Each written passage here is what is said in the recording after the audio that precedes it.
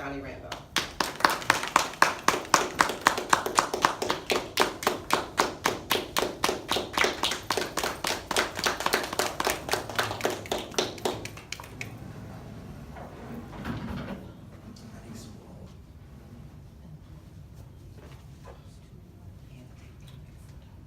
Tension in life or in any other endeavor is needed to develop strength. Now go ask any quarterback and they'll tell you, you can't throw a touchdown pass if you're scared to get sacked. Now that tension can afflict you in many ways. Career mobility problems, troubled finances, a fear of public speaking. However it impacts your life, unfortunately, it's free. But the cost of winning against that tension is expensive. Not necessarily in terms of a monetary value, but in the currency of preparation, focus, determination, and an unwavering belief in yourself. You are not a coward if you have ever been frightened or worried about the daily challenges of life. What you are is human. Fear is a perfectly rational response. Courage, well, courage is only the act of not cowering from that fear.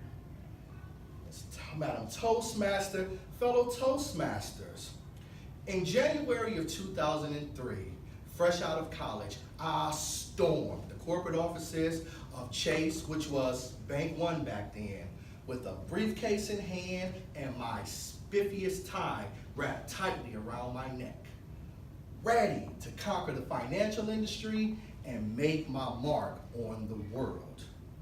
I started in the division of the department called the insurance department, speaking on the telephones.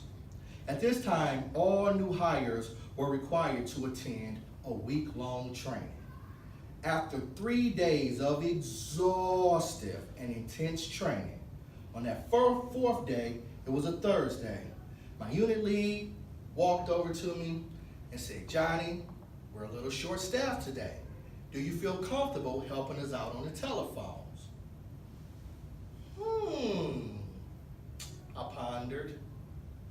No, I don't feel like helping you out on the telephones. I just received 4 years worth of training in only 3 days, and now you're cutting it short? That's like throwing a baby into the deep end of the pool and not teaching them how to swim. Are you crazy? So I turned to my unit lead, stiffened up my shoulders, looked her dead in the eye and said, "Sure, whatever you need." 15 minutes later, I answered my first telephone call. "Hello, thank you for calling Bank One. This is Johnny Randolph speaking. How may I help you?" Fellow Toastmasters, that's when it happened. The customer's voice exploded like a grenade, filled with a litany of vulgar and profane language. Oh my God, I worried. I'm going to get fired in my first week. I had just got a new apartment and a new car. How was I going to pay my rent? I didn't want to have to move back in with my parents. In a panic, I threw off my headset, I rushed over to my unit lead, and I repeated verbatim every single word that the customer had to say, including all of the profanity loud enough that anybody in the vicinity could hear. My unit lead, she listened to me calmly, gave me an answer that resolved the matter. I walked back over to my desk, and I thought, maybe this is just the exception. But nearly every call that I took that day was just as bad or worse. By the end of the day, I was defeated. As if my career was going to be over before it even had a chance to start. home that night, cut off the ringer to my own telephone, because that was the last medium of communication that I wanted to converse with another human being through. I got out my resume. I figured I was going to quit before I got fired. Then it hit me. Fool, you got bills to pay. You can't. I'm just joking. It hit me that this was just an opportunity with ample room for me to grow. And I did get better. Over time, I became pretty good. Let me stop lying. I was great. No, I'm just joking. But by the next year, I had become an Exceeds employee, and I even received a $5,000 cash bonus reward. And I could have stayed in that department from then all the way till I retired. But I knew I had to step outside of my comfort zone if I ever wanted to grow. Well, after a job search, I received a call back from a hiring manager where I delivered the best interview of my life. Shortly thereafter, I received an offer for a bigger and a better role, same company, different department.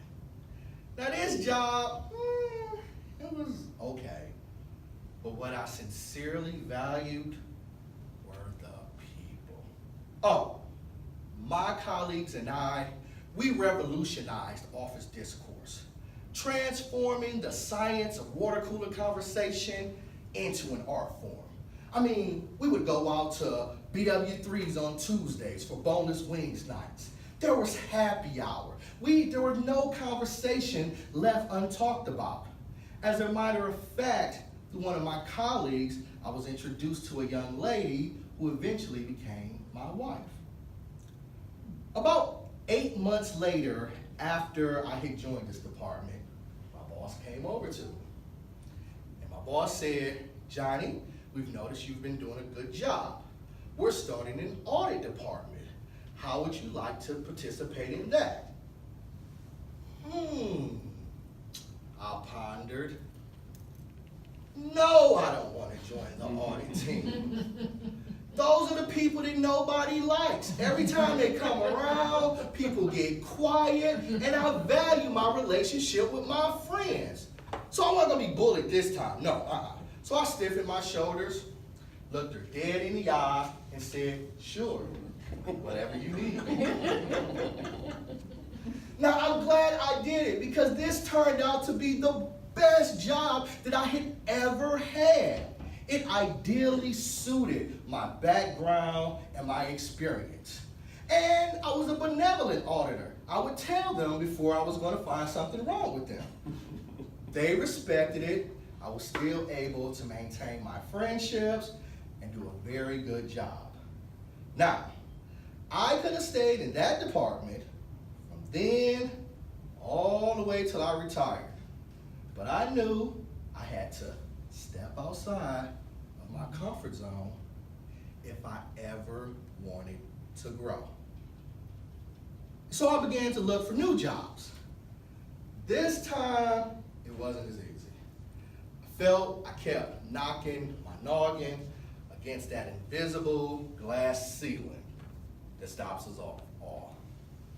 And I became frustrated. A mentor of mine recommended that I join a social networking group. So one day, I walked into this little organization called Mastering Toast or Boasting Toast or something, whatever they called themselves. And they were giving speeches. I think it was called Toastmasters. And I fell in love. I signed up immediately. 3 months later, they told me to do this thing called an icebreaker. Well, George Jefferson strolled up to the podium. I gazed out, the lectern. I gazed out into the audience, and I delivered the worst icebreaker in the history of Toastmasters. It was awful. I mean, just bad. To their credit, they applauded when I finished. But I said, me and this public speaking thing, just not going to work. Then it hit me. This was just an opportunity with ample room to grow. And I did get better. 4 months later, one of the officers in the club came over to me and said, Johnny, we're having a humorous speech contest. Would you like to be in it? I pondered.